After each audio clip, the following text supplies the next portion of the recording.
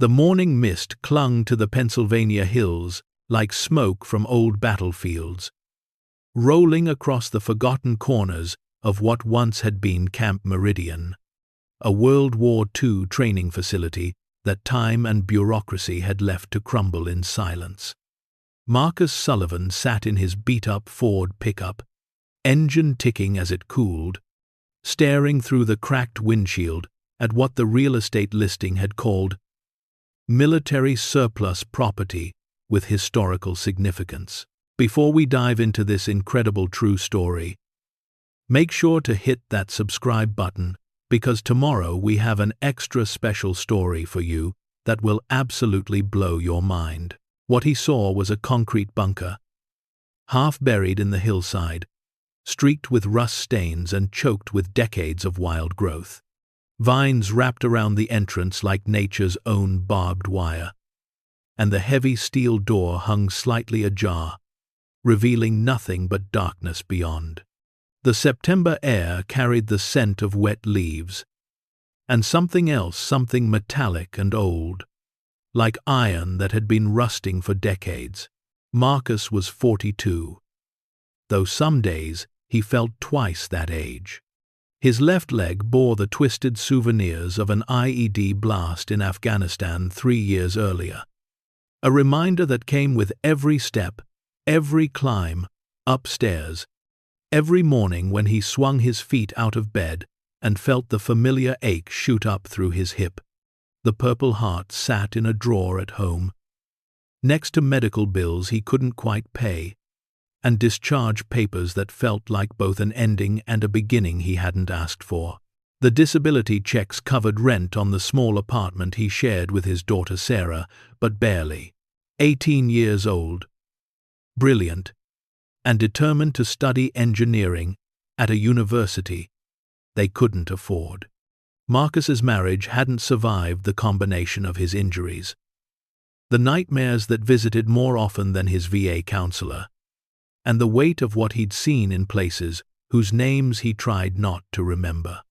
Now it was just him and Sarah, and she was smart enough for any college in the country if he could find a way to pay for it. The bunker had cost $12,000, money he didn't really have, but couldn't resist spending. His savings account, once healthy enough for a down payment on a house, had dwindled to 4 digits over 3 years of medical expenses and underemployment.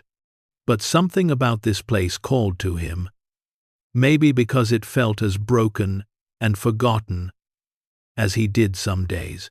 Maybe because he understood what it meant to be built for protection, and then left to weather the storms alone. He'd found the listing on a government surplus website at 2 in the morning. One of those sleepless nights when his leg ached and his mind raced with memories he couldn't quite shake. The photographs showed concrete walls, empty chambers, and the kind of institutional loneliness he recognized from his own reflection. Some mornings. The description was minimal. Underground facility, approx.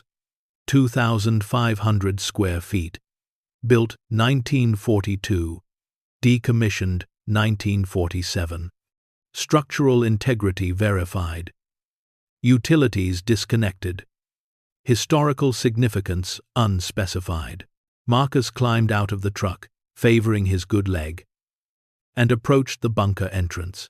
The steel door was heavier than it looked, probably 3 inches thick, and mounted on hinges designed to last decades. When he pushed it open wider, the hinges groaned in protest, a sound like old bones stretching after too much sleep. Inside, the air was stale but dry. His flashlight beam cut through the darkness, revealing concrete walls thick enough to withstand artillery fire. The main chamber was larger than he'd expected, maybe 30 feet square, with corridors leading deeper into the hillside like fingers reaching into the earth. Electrical conduits ran along the ceiling in neat parallel lines, and he could see where fluorescent fixtures had once been mounted, now just empty brackets and dangling wires that spoke of decades of neglect. This had been built to last, built to protect something important. But what? The real estate agent, a thin man named Bobby Kearns with nervous eyes and a habit of checking his phone every 30 seconds, had been deliberately vague about the bunker's history. Military training facility, he'd said, shuffling through paperwork in his rental car while Marcus studied the property survey. Decommissioned after the war. Government's been trying to sell it off for years. But you know how these things go. Bureaucracy. When Marcus asked what kind of training had been conducted here, Bobby had shrugged with the practiced indifference of someone who'd learned not to ask too many questions. Communications, they said. Radio operations, signal corps stuff. He'd waved a hand vaguely toward the bunker entrance. You know, typical military communications setup, nothing exciting. But as Marcus explored the main chamber, flashlight beam dancing across walls and corners, he noticed details that didn't match that story. The walls were thicker than necessary for a radio room, maybe 18 inches of reinforced concrete. The kind of construction you'd expect for a facility designed to withstand direct bombing. There were mounting points for heavy equipment bolted into the floors and walls. But the bolt patterns didn't match standard communications gear. He'd worked with signal equipment in Afghanistan, knew what radio installations looked like, and this wasn't it. More puzzling were the rooms themselves. A simple communications bunker would need one main operations chamber, maybe a few smaller rooms for equipment and storage. But this facility had at least 6 separate chambers branching off the main space like spokes on a wheel, each one sealed with its own door, each one designed for something more complex than radio operations. Marcus moved through the corridors slowly, his flashlight revealing details that raised more questions than answers. The concrete was poured to professional standards, smooth and seamless, with steel reinforcement bars visible in places where time had worn away the surface.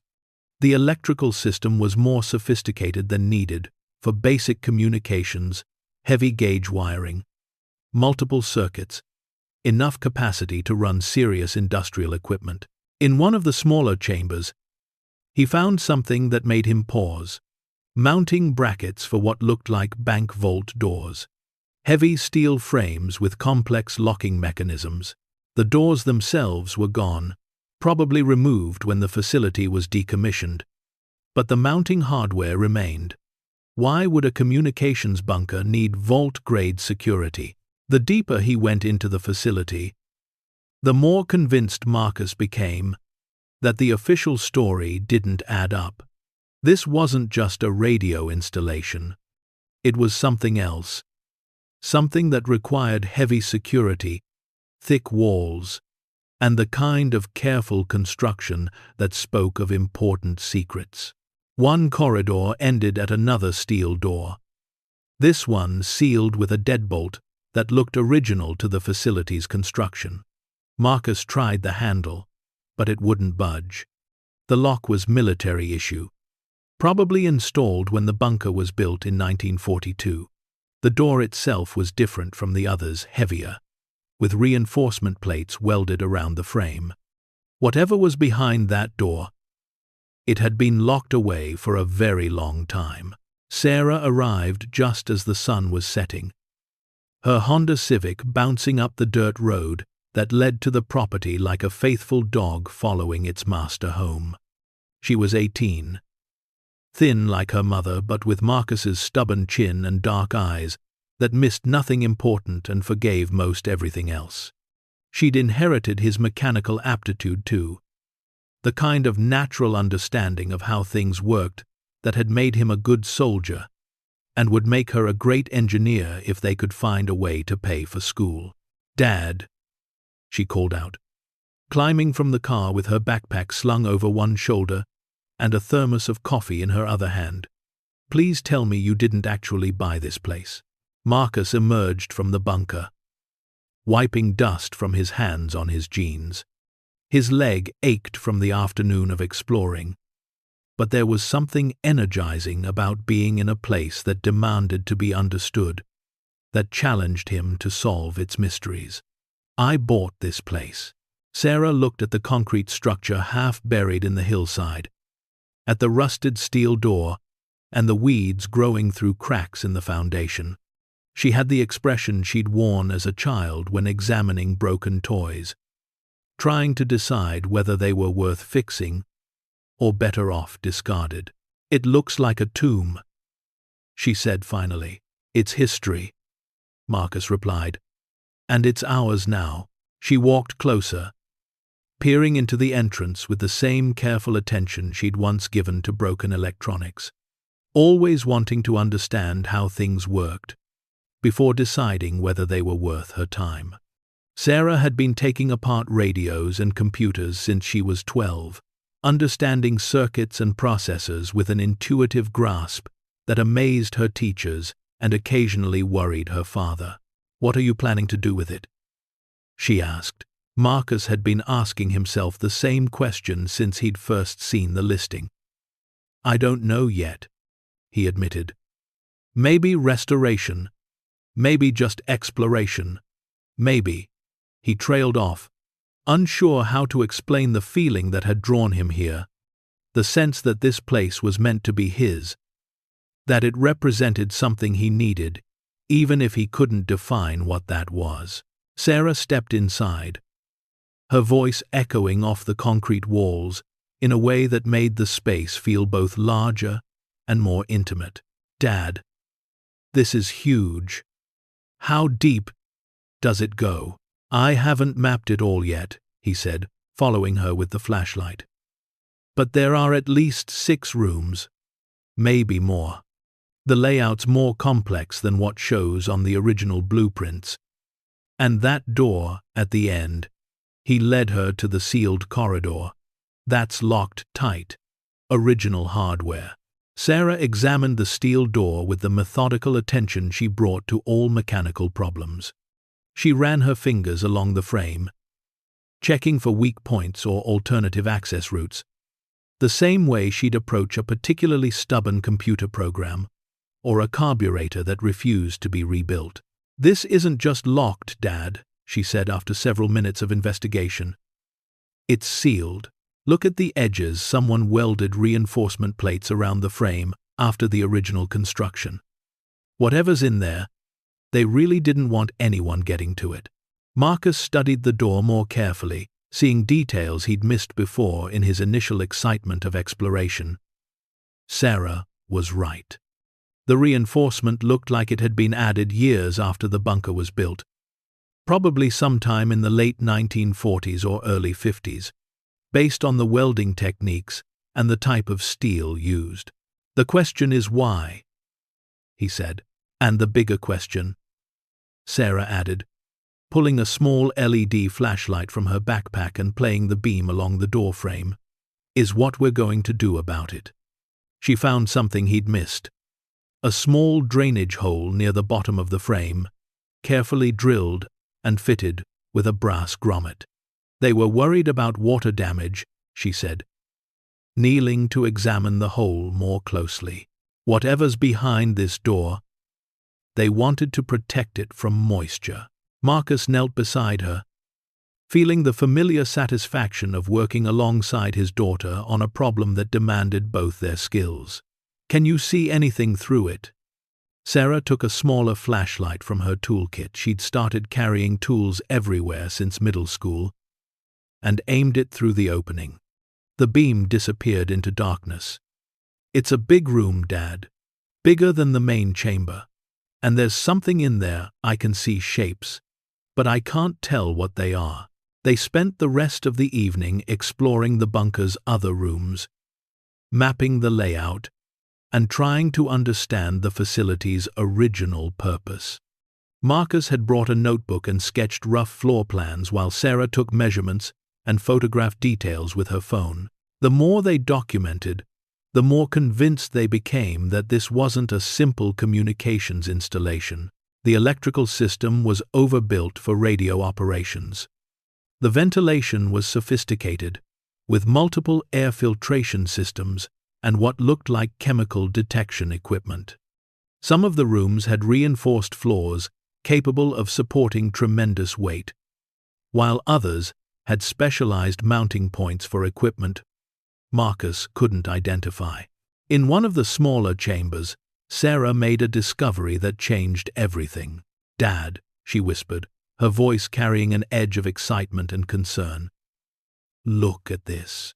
Cut into the concrete wall, almost hidden by decades of dust and grime, were words carved in neat block letters. But they weren't in English. Sarah brushed away the accumulated dirt with her sleeve, revealing German text. "Hier liegt die Wahrheit begraben." She pulled out her phone and opened a translation app. The screen displayed the English equivalent. "Here lies the truth buried." Marcus felt a chill that had nothing to do with the underground chamber's temperature. Why would someone carve German words in an American military bunker? "I don't know," Sarah said, photographing the inscription from multiple angles. "But I think we need to get into that sealed room." They returned to the steel door with new urgency, studying it with the intensity of people who suddenly understood they were dealing with something far more significant than an abandoned military facility. The reinforcement plates, the drainage hole, the sophisticated locking mechanism, all of it suggested that whatever lay behind that door was valuable enough to protect for decades. "We could try to pick the lock," Sarah suggested, examining the deadbolt mechanism with a magnifying glass from her toolkit. Marcus shook his head.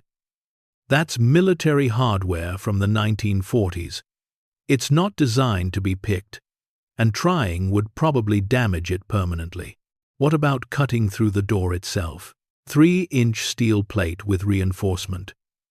"We'd need industrial equipment and a lot of time, and it would make enough noise to wake half the county."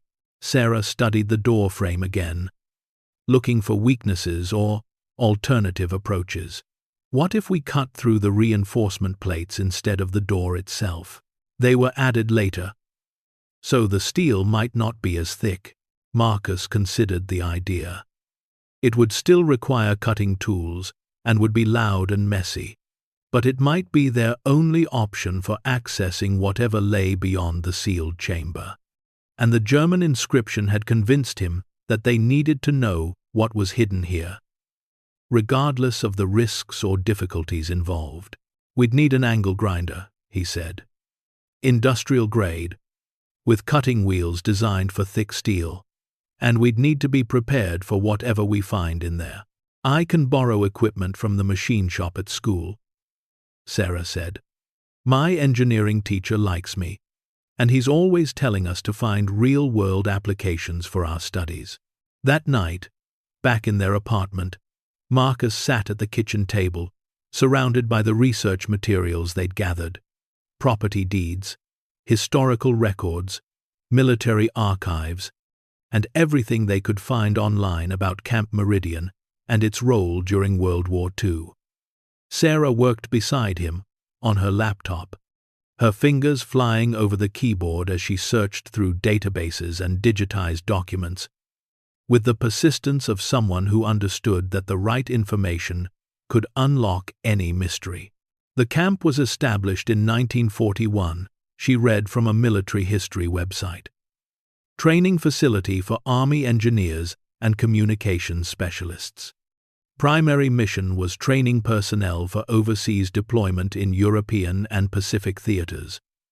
Decommissioned in 1947 and sold to private interests.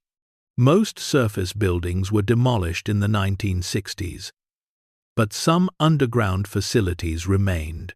Marcus compared that information to the property documents Bobby Kearns had provided.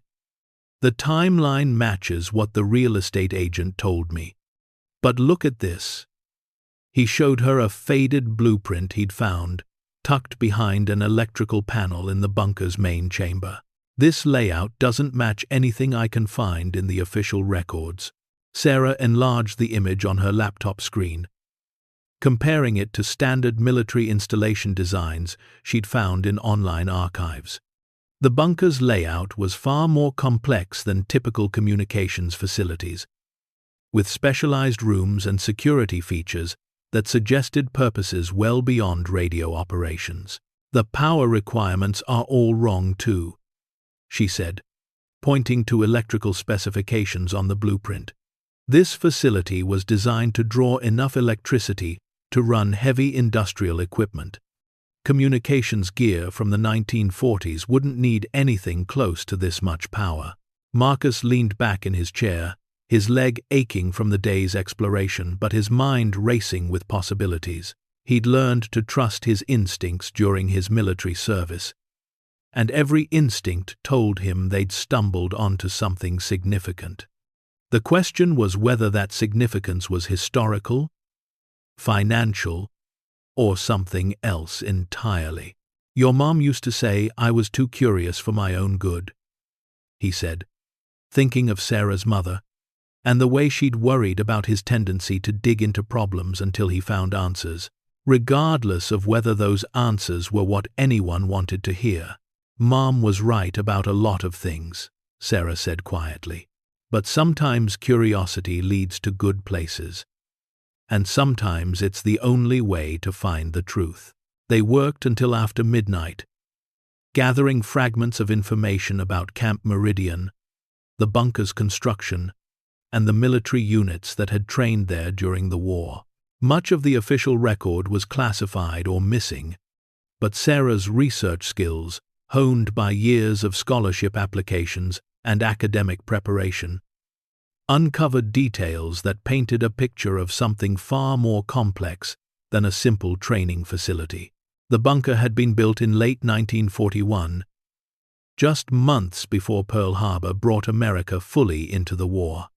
The construction contract had been awarded to a company specializing in high-security installations, the same firm that had built bunkers for the Manhattan Project and other classified wartime programs.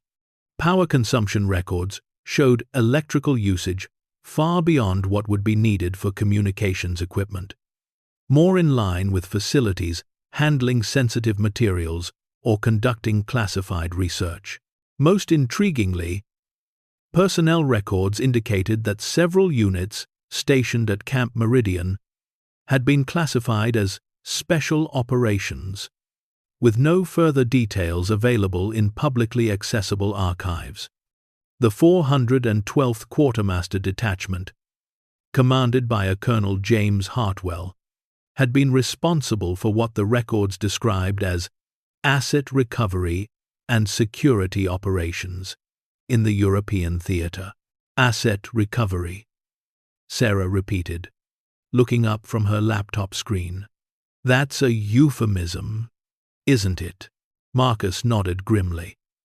"In military terms, it usually means taking control of enemy resources, equipment, documents, intelligence materials, sometimes cultural artifacts, or financial assets. You think this bunker was used to store things they took from the Germans? I think this bunker was built to hide things that were too valuable or too sensitive to be handled through normal military channels," Marcus said. "And I think that sealed room contains whatever they were trying to protect." The implications were staggering. If the bunker had been used to store captured German assets during and after the war, the sealed chamber might contain anything from classified documents to cultural treasures to military equipment. Any of those possibilities would explain the German inscription they'd found, the heavy security measures, and the facility's continued classification decades after the war ended. "Dad," Sarah said as they finally closed the laptops and gathered their research materials, "I think you bought more than just an old bunker." Marcus looked at his daughter, seeing in her expression the same mix of excitement and determination he'd once felt preparing for complex missions overseas. Whatever lay behind that sealed door, it had been hidden for over 70 years. Someone had gone to great lengths to keep it secret, and that someone might not appreciate having their secrets uncovered. "What do you think we should do about it?" he asked. "I think," Sarah said, "we need to find out what's behind that door. Whatever it is, it's been locked away long enough." The next morning brought rain, steady and cold, turning the dirt road to the bunker into a muddy track that grabbed at Marcus's truck tires and tested the Ford's aging suspension. He and Sarah drove in comfortable silence, both lost in thoughts about the sealed chamber and what it might contain. Sarah had loaded her backpack with tools borrowed from her school's machine shop: pry bars, bolt cutters, a battery-powered angle grinder, and various cutting wheels designed for different types of metal. "We'll start simple," she'd explained over breakfast. "See if we can find another way in before we start cutting through steel. But if we have to cut, we'll be ready." The bunker felt different in the rain, more isolated and mysterious, like a place where secrets were meant to be kept.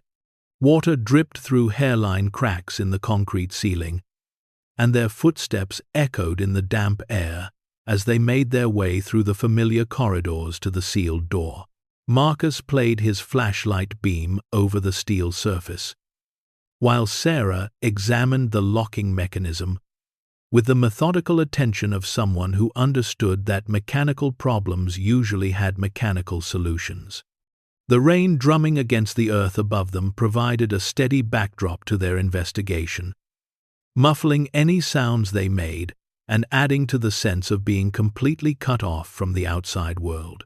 "The deadbolt's been painted over multiple times," Sarah observed, using a small knife to scrape away layers of institutional green paint. "But the paint layers are old, probably dating back to the 1950s. And look at this reinforcement welding. It's military quality, done by someone who knew what they were doing." She pointed to the small drainage hole they'd discovered the previous evening. "This tells us they were planning for long-term storage. Whatever's in there, they expected it to be there for years, maybe decades." Marcus knelt beside her, studying the hole with his own flashlight. It was perfectly drilled, lined with a brass grommet to prevent corrosion, and positioned to allow any moisture that might accumulate behind the door to drain away safely. The attention to detail suggested that the contents of the sealed chamber were valuable enough to justify extensive protective measures. "Can you get a better look at what's inside?" he asked. Sarah took her smallest flashlight and worked it carefully through the drainage hole, angling the beam to illuminate as much of the hidden chamber as possible. What she saw made her catch her breath. "Dad," she said, her voice tight with excitement and disbelief. "There are boxes in there, lots of them, and something that looks like gold." Marcus felt his heart rate accelerate. "Gold? Are you sure?" 19. 19. 19. 19. "I can see the gleam. Stacked bars, maybe, and paintings or artwork in frames. Dad, this isn't just storage. This is a treasure room." They looked at each other in the dim light of the corridor, both understanding that they had stumbled onto something far beyond their expectations. The sealed chamber wasn't just hiding military secrets or classified documents. It contained objects of obvious value, things that someone had considered worth protecting at any cost. "We have to get in there," Marcus said. Sarah was already setting up the angle grinder, checking the battery charge and selecting the right cutting wheel for steel plate. "This is going to be loud, and it's going to throw sparks. Are you sure you want to do this?" Marcus thought about the German inscription carved into the concrete, about the questions that had been keeping him awake at night, about the possibility that his $12,000 impulse purchase had just become the most important decision of his life. "I'm sure," he said. The grinder screamed to life, sending orange sparks cascading off the steel reinforcement plates like a 4th of July fireworks display contained within concrete walls.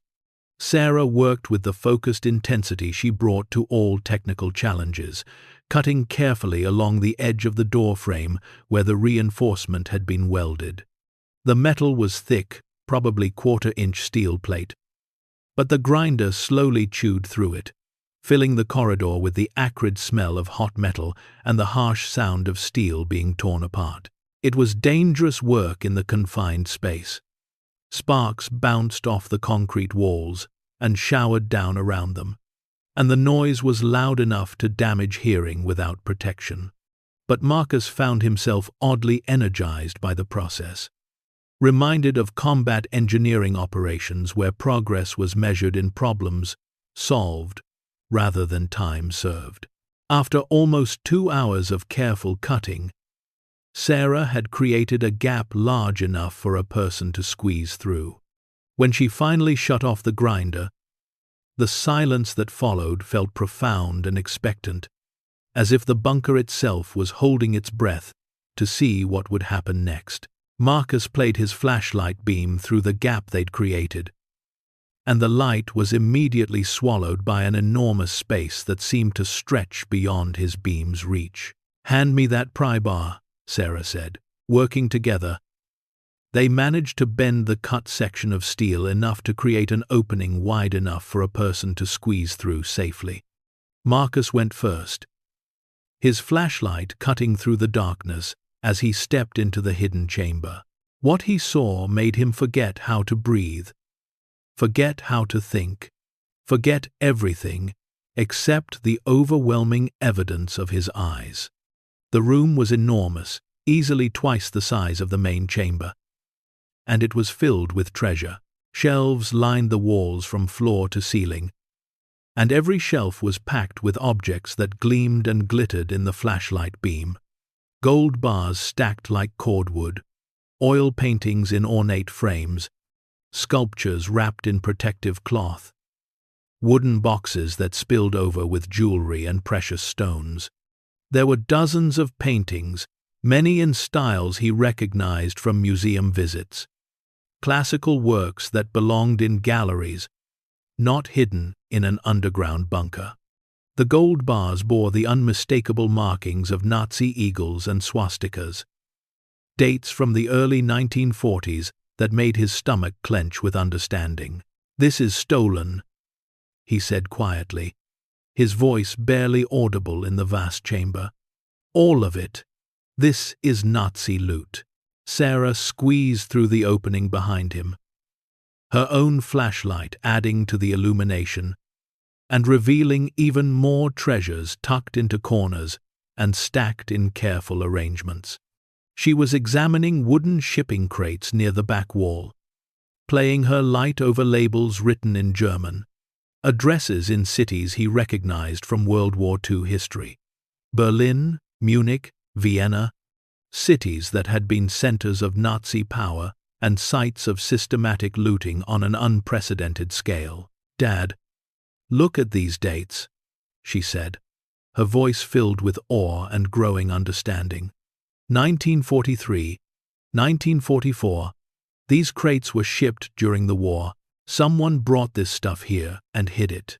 Marcus picked up one of the gold bars, feeling its weight in his hands, maybe 10 pounds of pure gold stamped with the Nazi eagle, and dated 1943.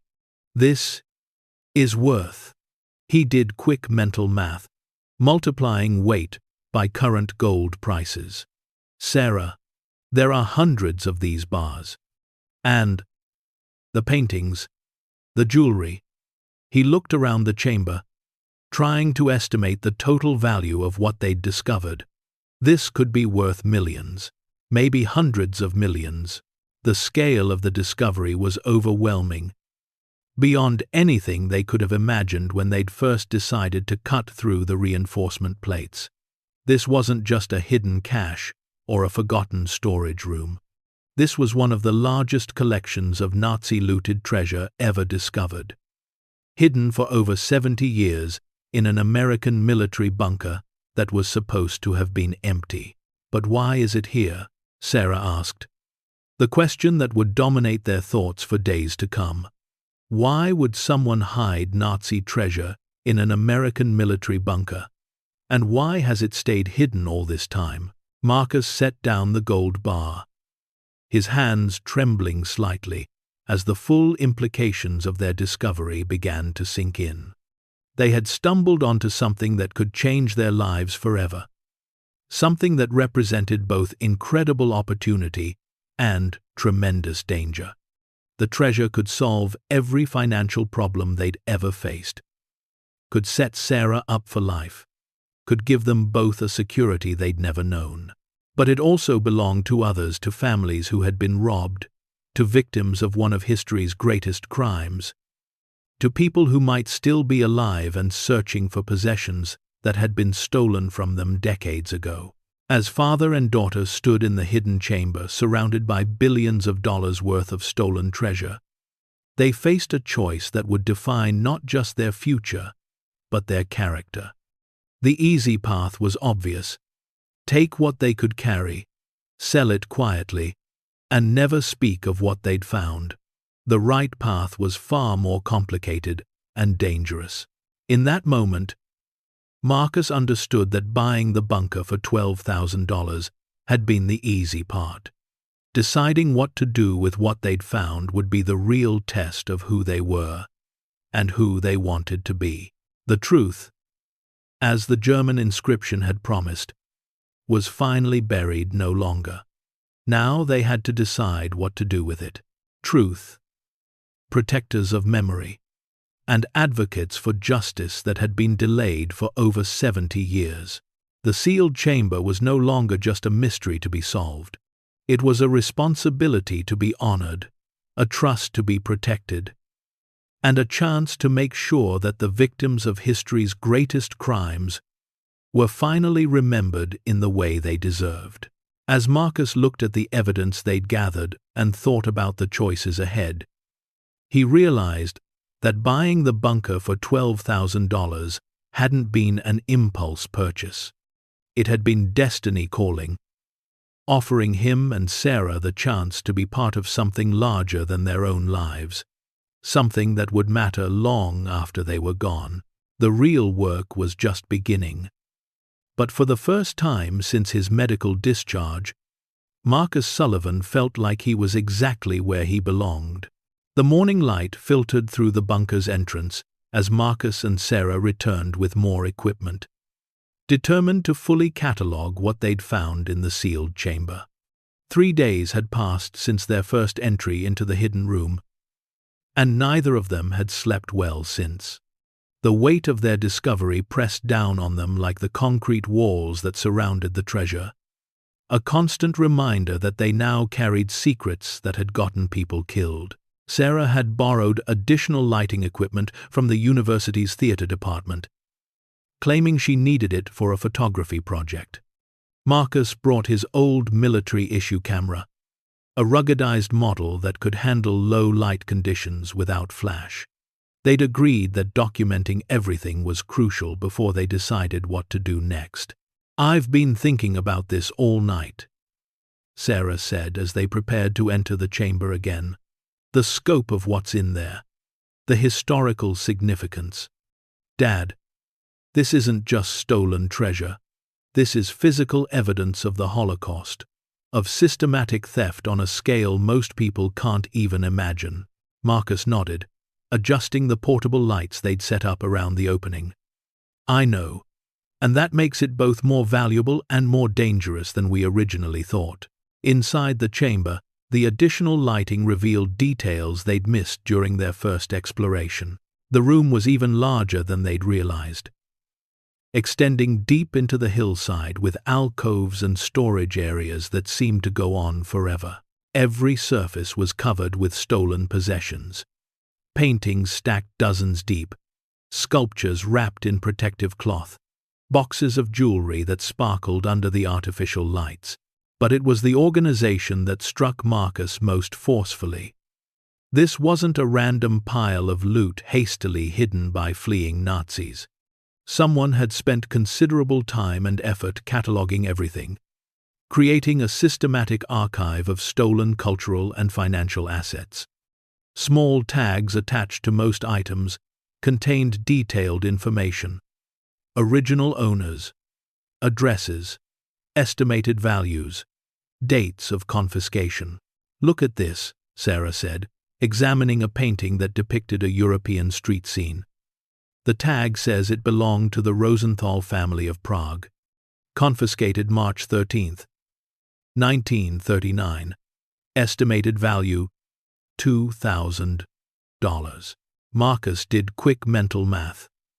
In 1939 dollars, that would be worth maybe $40,000 today.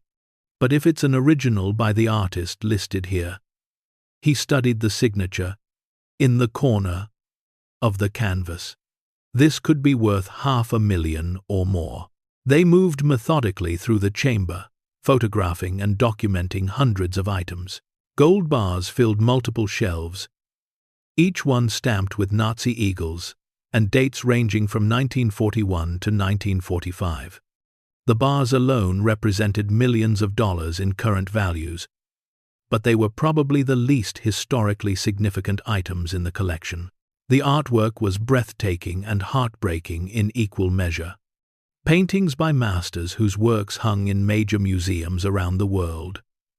Sculptures that belonged in galleries, manuscripts, and books that represented centuries of European cultural achievement. All of it stolen from Jewish families, museums, and private collectors during the systematic looting that accompanied the Holocaust. "Dad," Sarah called from a corner of the chamber, where she'd found something that made her voice tremble. "You need to see this."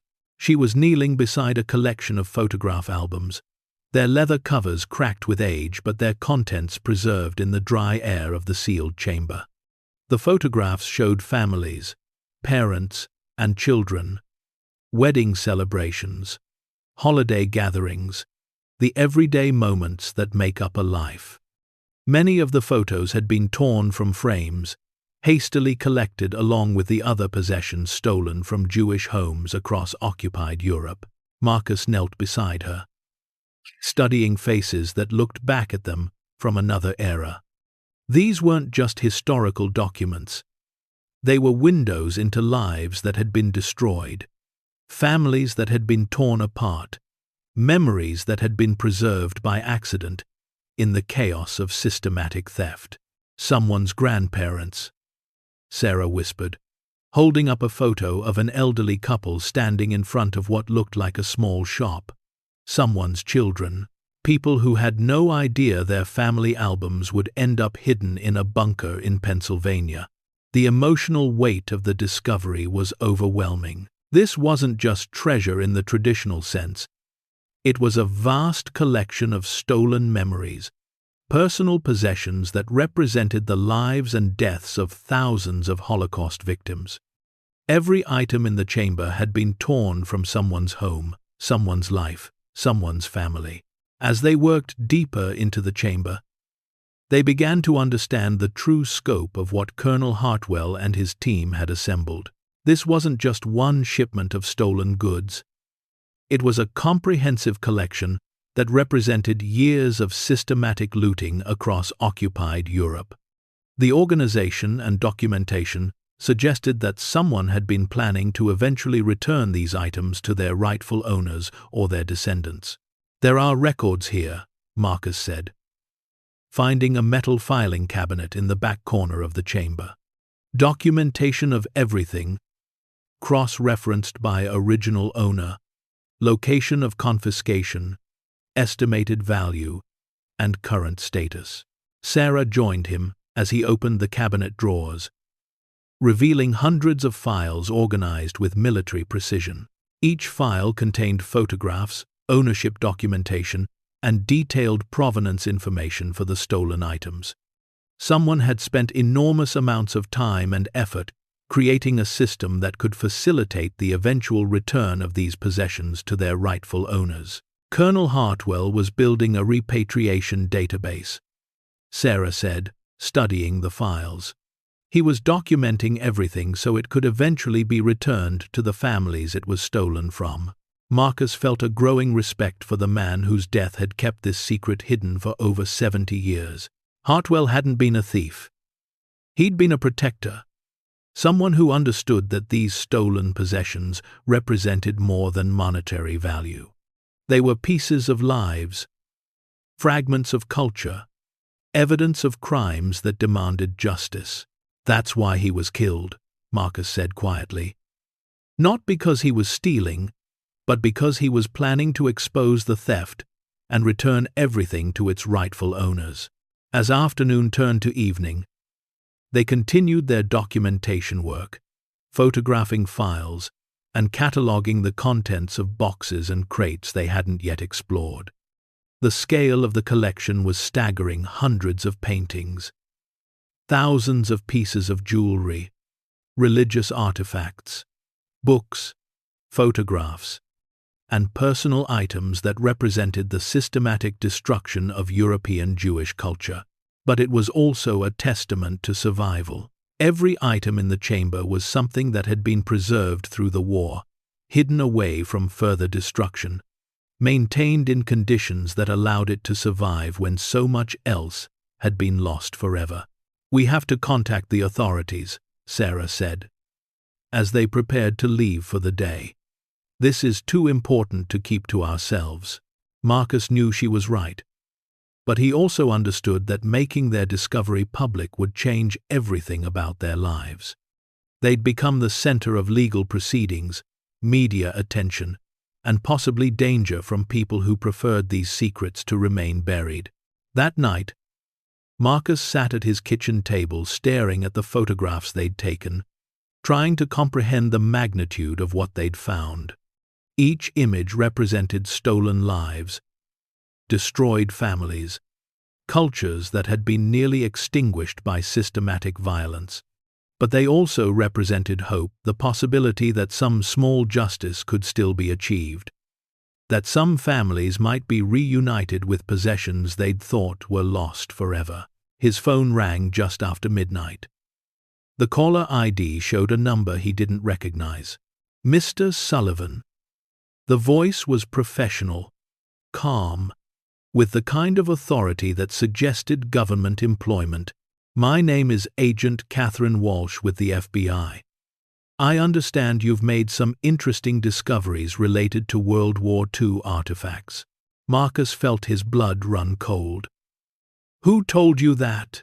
"We monitor communications and research activities related to certain historical subjects," Agent Walsh said. "When someone starts researching Operation Bernstein and asking questions about Colonel James Hartwell, it gets our attention." Marcus realized that their research activities, Sarah's university database searches, his calls to Dr. Carver, their contact with military historians, had triggered some kind of federal monitoring system. They'd been more visible than they'd thought. "I'd like to meet with you and your daughter tomorrow to discuss what you've found," Agent Walsh continued. "I think it would be in everyone's best interest."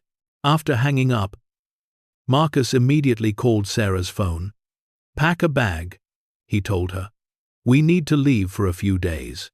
But when he reached her apartment, he found her pacing in her living room, her own phone clutched in her hand. "Dad, I've been getting calls," she said. "People claiming to represent different organizations, all wanting to know about our research." "How did they find out?" Marcus realized their investigation had attracted attention from multiple sources, and not all of them were likely to be legitimate government agencies. The secret they'd uncovered was too valuable to remain hidden once word began to spread. "We need to go back to the bunker," he said. "Tonight, we need to secure everything we can before other people start showing up." The drive to the bunker felt different in the darkness, more urgent and dangerous. Marcus found himself checking the rearview mirror frequently, looking for signs of surveillance or pursuit.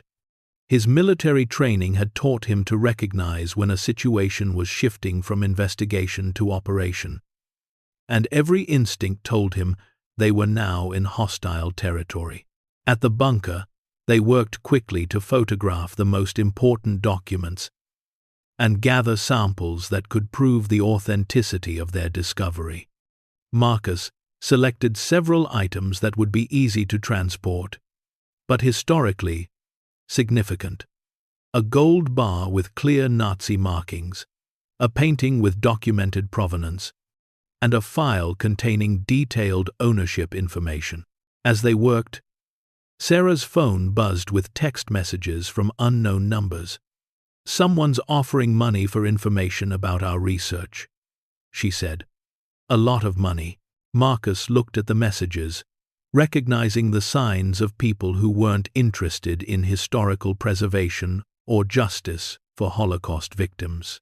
These were treasure hunters, private collectors, possibly criminals who saw dollar signs instead of historical significance.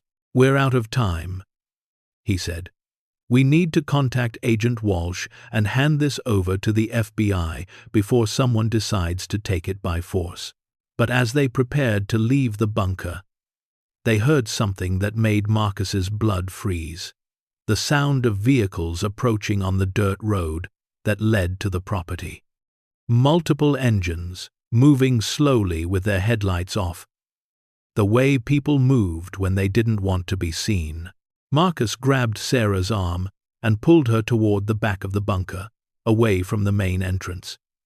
His combat training kicked in automatically, assessing escape routes and defensive positions. The bunker had multiple exits, but most of them led to areas where they could easily be surrounded. "Dad, what's happening?" Sarah whispered. "Someone else knows about this place," Marcus replied, checking the pistol he'd started carrying since their discovery. "And they didn't come here to talk." Through the bunker's entrance, they could see flashlight beams moving across the property, methodically searching the area around the concrete structure. Voices carried on the night air, but they were too distant to understand. Marcus counted at least 4 different light sources, which meant multiple people, probably organized and definitely prepared for confrontation. His phone vibrated with a text message from an unknown number. "We know you're inside. Come out, and nobody gets hurt. We just want to talk about a business arrangement." Marcus showed the message to Sarah, who paled in the dim light of their flashlight. "What do we do?" Marcus thought about their options. They could try to wait out the intruders, hoping they'd eventually leave. They could attempt to escape through one of the bunker's alternate exits. Or they could try to negotiate from a position of relative safety inside the concrete structure. But the presence of people willing to approach an occupied bunker at night suggested they weren't dealing with casual treasure hunters. These were serious people with serious resources, and they'd come prepared for resistance. "We're going to call Agent Walsh," Marcus decided. "Right now. And we're going to make it clear to whoever's outside that federal authorities know we're here." Sarah dialed the number Agent Walsh had called from while Marcus positioned himself near the bunker's entrance, staying in shadows, but able to observe the activity outside. The flashlight beams were getting closer, and he could hear boots on gravel as the intruders approached the concrete structure. "Agent Walsh," Sarah said when the call connected. "This is Sarah Sullivan. We're at the bunker location right now, and there are armed men surrounding the facility. We need help immediately." Marcus couldn't hear Agent Walsh's response, but he saw Sarah's expression change as she listened. "She says they're sending a tactical team," Sarah whispered.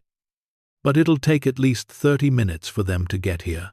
30 minutes felt like a lifetime when dealing with people who might be willing to use violence to access what they'd found. Marcus had been in similar situations in Afghanistan, waiting for backup while surrounded by people with unclear intentions and definite weapons. A voice called out from the darkness outside the bunker. "Mr. Sullivan, we know you can hear us. We're not here to hurt anyone. We just want to discuss a mutually beneficial arrangement regarding your recent discovery." Marcus didn't respond. In his experience, people who announced their peaceful intentions while surrounding someone's position in the middle of the night were rarely as peaceful as they claimed. "We represent collectors who are very interested in historical artifacts," the voice continued. "People who can offer fair market value for items that might otherwise disappear into government warehouses, where nobody will ever see them again." The appeal was sophisticated, designed to make their intrusion sound like a reasonable business proposition rather than a potential robbery. But Marcus had learned to trust his instincts over pleasant words, and his instincts told him these people were dangerous. Another text message appeared on his phone. "The FBI agent you called is 40 minutes away. We're here now. Smart people make smart deals." The message confirmed that the intruders had been monitoring their communications, which meant they had resources and organization beyond what casual treasure hunters would possess. These were professionals, people with access to surveillance equipment and government contacts. Marcus made a decision that felt both terrifying and necessary. He positioned himself just inside the bunker's entrance, where he could be heard, but remained protected by the concrete walls. "I can hear you," he called out, "but I'm not interested in discussing anything with people who approach my property armed and uninvited in the middle of the night. Mr. Sullivan, you've discovered something that belongs to a lot of different people," the voice replied. "Governments, private collectors, families of original owners. There are going to be legal battles that last for decades. We can offer you a simpler solution." "What kind of solution?" "Cash payment for selected items. No questions asked. No legal complications. You keep some pieces for yourself. We acquire others for clients who appreciate historical significance. Everyone benefits." Marcus understood the offer, and it was tempting in its simplicity. They could walk away with enough money to solve every financial problem they'd ever faced, leaving the legal and moral complications for someone else to handle. But looking at Sarah, remembering the photographs of families whose possessions lay hidden in the sealed chamber, Marcus knew that simple wasn't the same as right. "Not interested," he called out. "These items belong to the families they were stolen from, not to private collectors." The silence that followed felt ominous. When the voice spoke again, it carried an edge that hadn't been there before. "Mr. Sullivan, you've gotten yourself involved in something much bigger than you understand. There are people who've spent decades keeping certain secrets buried, and they're not going to appreciate having those secrets dug up by someone who doesn't understand the consequences." The threat was clear now, and Marcus felt the familiar alertness that had kept him alive in combat zones. These weren't just treasure hunters or private collectors. They were connected to the original conspiracy that had hidden the Nazi loot. People with stakes in keeping the truth buried. "Dad," Sarah whispered, "I can see headlights on the main road. Multiple vehicles moving fast. Through the bunker's entrance, Marcus could see the intruders' flashlight beams moving with new urgency, converging on vehicles that were probably hidden in the woods surrounding the property. Within minutes, the sounds of engines started up and faded into the distance, leaving behind only tire tracks and the echo of threats. When Agent Walsh and her tactical team arrived, they found Marcus and Sarah sitting in the bunker's main chamber, surrounded by evidence of the most significant recovery of Holocaust assets in American history. "Mr. Sullivan," Agent Walsh said as her team secured the area, "I think we need to have a very serious conversation about what you've found and who else knows about it." Marcus looked around the concrete chamber that had started as a $12,000 impulse purchase and had become the center of a conspiracy spanning 8 decades. The easy part, finding the treasure, was over. Now came the hard part. Keeping it safe long enough to ensure it reached the people it rightfully belonged to, while staying alive in the process. The broken veteran, who'd bought a forgotten bunker to escape his problems, had become the guardian of one of history's most important secrets. And there were people willing to kill to make sure that secret stayed buried. But Marcus had spent his career protecting things that mattered. And he wasn't going to stop now. The families whose possessions lay hidden in the sealed chamber deserved justice, even if that justice came 7 decades too late. The real fight was just beginning.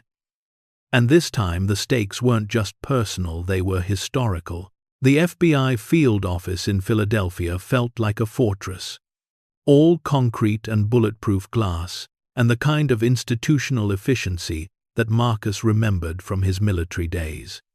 But sitting across from Agent Walsh in her sterile conference room, surrounded by photographs of the treasure they'd discovered, he felt more like a witness than a suspect for the first time since their ordeal began. 3 weeks had passed since the night armed intruders had surrounded the bunker. 3 weeks of interviews, depositions, and careful documentation, while federal agents secured the site and began the complex process of cataloging what Marcus and Sarah had found. The media attention had been relentless, reporters camping outside their apartment, photographers with long lenses trying to capture images of the Nazi treasure hunters, headlines that painted them as everything from heroes to grave robbers. "Mr. Sullivan," Agent Walsh said, spreading the latest authentication reports across the table, "our experts have confirmed what you suspected. This is one of the largest recoveries of Holocaust assets ever discovered in the United States. The estimated value exceeds $250 million, but the historical significance is incalculable." Marcus studied the reports, seeing numbers that still felt surreal. Gold bars worth tens of millions, paintings by masters that belonged in major museums, personal possessions that represented the destroyed lives of thousands of families. "What happens now?" he asked. "That depends largely on you," Agent Walsh replied. "Legally, you have certain rights as the discoverer and property owner. But given the nature of these assets and their history, the federal government strongly encourages cooperation with international repatriation efforts." Sarah leaned forward from her chair beside Marcus. "We've already decided. We want to work with Holocaust museums and survivor organizations to return everything to the families it was stolen from." Agent Walsh smiled, the first genuine expression Marcus had seen from her. "I was hoping you'd say that. We've already been contacted by the World Jewish Congress, the Claims Conference, and several major museums that specialize in Holocaust remembrance. They're prepared to work with you on a repatriation program." The decision had been easier than Marcus expected. Despite the financial pressure they faced, despite the life-changing money the treasure represented, he'd never seriously considered keeping it. The photographs of murdered families, the personal possessions of people who died in concentration camps, the systematic theft that the collection represented, all of it demanded justice, not profit. "There's something else you should know," Agent Walsh continued. "Our investigation into the people who threatened you has led to some significant arrests. The group that approached your bunker was connected to a network of private collectors and criminal organizations that have been trafficking in stolen Holocaust assets for decades." Marcus felt a chill of vindication mixed with concern. "Are we still in danger?" "The immediate threat has been neutralized," Agent Walsh assured him. "But this case has exposed a much larger conspiracy. Your discovery has become the centerpiece of an international investigation into Nazi loot trafficking that involves collectors, auction houses, and even some government officials who've been covering up thefts for 70 years. Over the following months, Marcus and Sarah, found themselves at the center of a legal and historical process, unlike anything they could have imagined. Teams of experts worked to authenticate and research every item in the collection, tracing ownership back through decades of documentation and family records. The bunker became a carefully controlled archaeological site, with specialists photographing and cataloging treasures that had been hidden since the end of World War II. The media attention was overwhelming but ultimately positive. Marcus and Sarah's story captured public imagination in a way that surprised everyone involved. Here was a disabled veteran and his brilliant daughter, who'd chosen justice over personal gain, who'd risked their safety to ensure that Holocaust victims finally received some measure of recognition. Local father and daughter become international heroes of Holocaust justice. Read the headline in the Washington Post. Pennsylvania veterans' discovery leads to largest recovery of Nazi loot in U.S. history. Proclaimed USA Today. But it was the smaller stories that affected Marcus most deeply.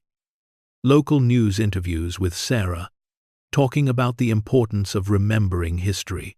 Features about how the discovery had transformed their small town, bringing historians and tourists and international attention to a place that had been forgotten for decades.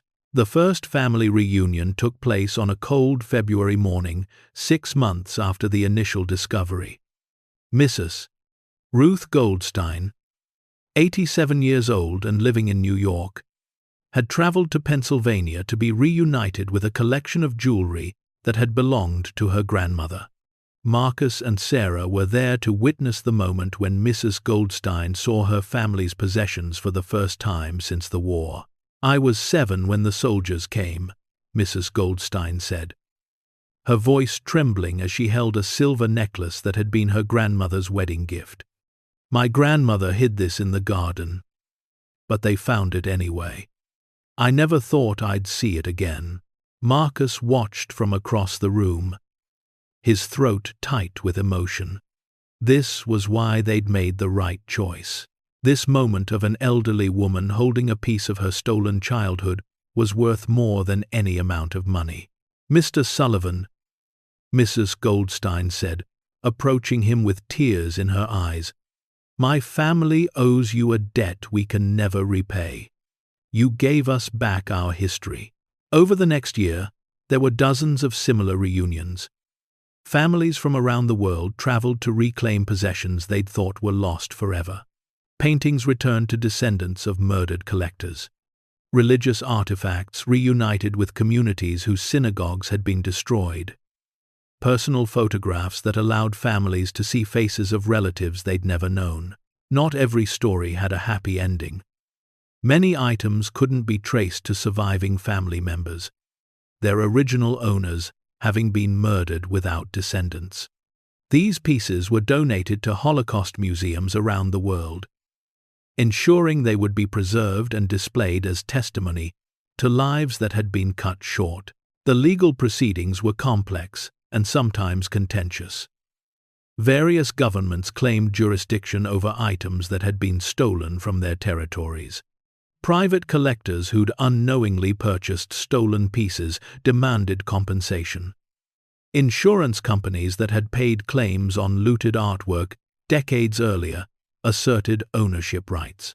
But Marcus and Sarah's moral authority, as the discoverers who'd chosen justice over profit, gave weight to their advocacy for survivor families and Holocaust remembrance organizations. When competing claims arose, courts increasingly deferred to recommendations from Marcus and his team of experts. The Sullivan precedent. Legal scholars began calling it the principle that Holocaust assets should be returned to victim families or donated to educational institutions rather than sold to private collectors or held by governments. The discovery transformed Marcus's life in ways he never could have anticipated. His PTSD symptoms continued to diminish as the project gave him purpose and direction. The nightmares that had plagued him since Afghanistan became less frequent, replaced by dreams about the families they were helping and the justice they were facilitating. Sarah received scholarship offers from universities around the world, all eager to attract the young woman who'd helped uncover one of history's most significant archaeological discoveries. She chose to study at Georgetown, focusing on international law and Holocaust studies, planning to spend her career on repatriation efforts. "You know what's funny?" she said one evening, as they packed her belongings for college. "A year ago, I was worried about how we'd pay for my education. Now I have more scholarship offers than I know what to do with." Marcus smiled, thinking about how completely their lives had changed since that September morning when he'd first seen the bunker listing online. Funny how things work out when you make the right choices for the right reasons. But the discovery's impact extended far beyond their family. The small town near the bunker had been transformed by international attention and historical significance. Property values increased as researchers, journalists, and tourists came to see the site where one of history's greatest treasure troves had been hidden. Local schools developed curricula around Holocaust education and the importance of historical preservation. The high school where Sarah had borrowed equipment for their initial investigation created a scholarship program in her name for students interested in historical research. Most significantly, Marcus and several partner organizations established the Hartwell Center for Holocaust Remembrance and Education on the site of the former Camp Meridian.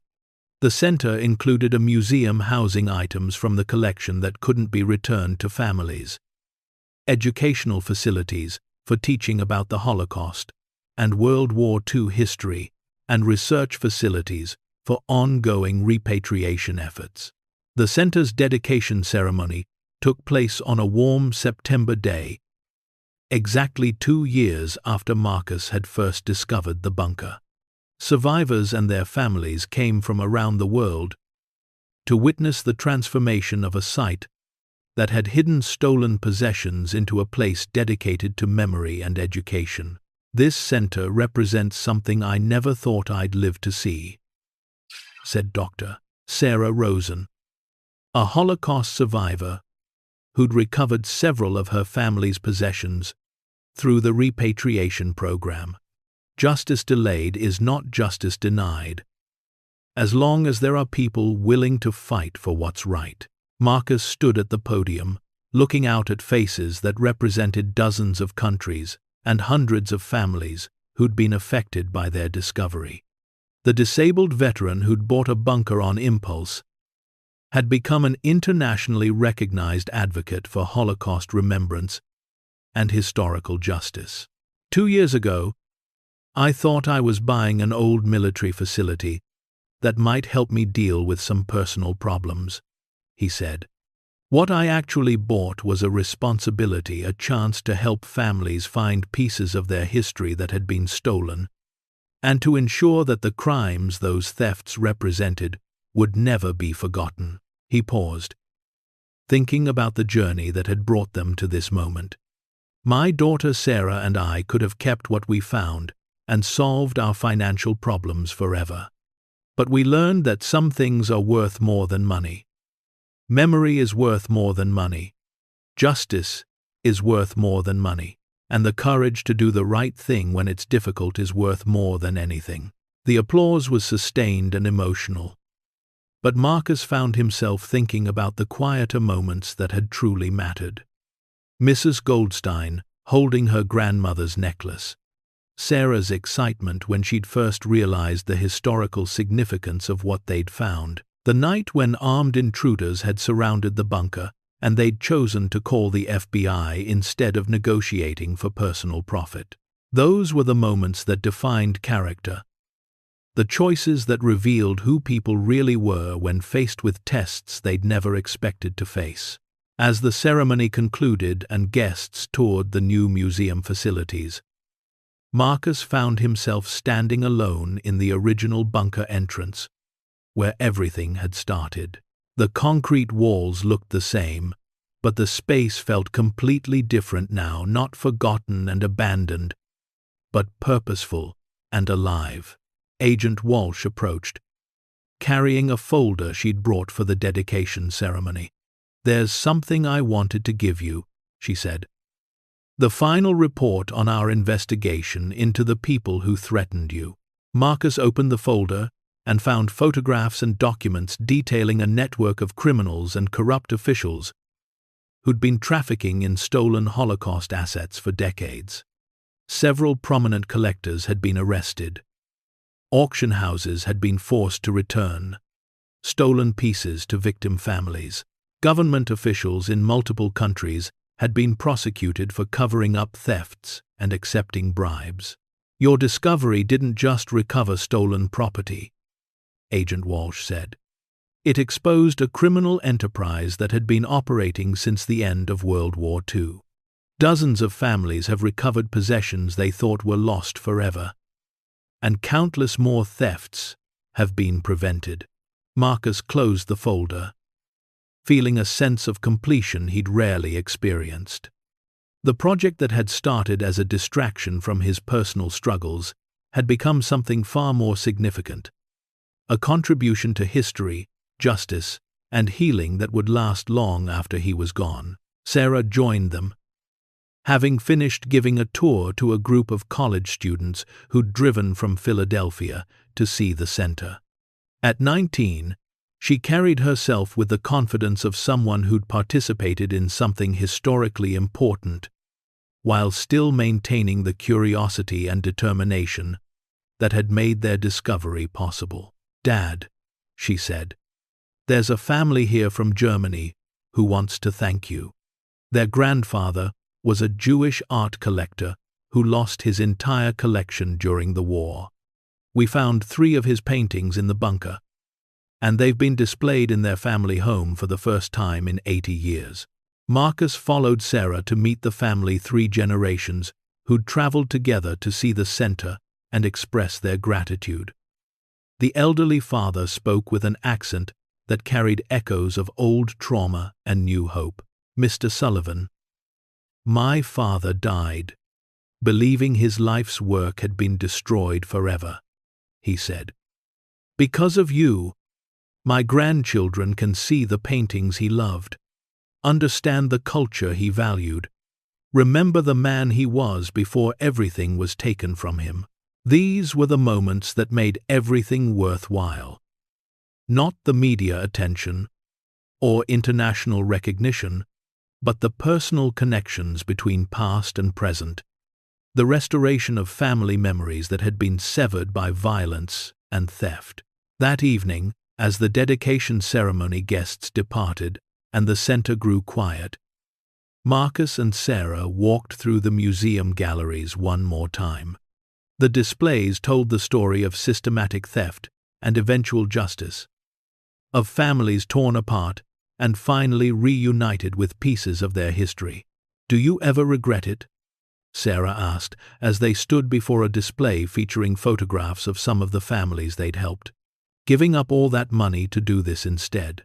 Marcus considered the question seriously. 2 years earlier, he'd been a struggling disabled veteran, worried about paying medical bills and his daughter's college tuition. Now he was financially secure through speaking fees and consulting work. But more importantly, he had a sense of purpose and accomplishment that no amount of money could have provided. "Never," he said. "What we did mattered in a way that keeping the treasure never would have. We helped people find pieces of their families that had been stolen.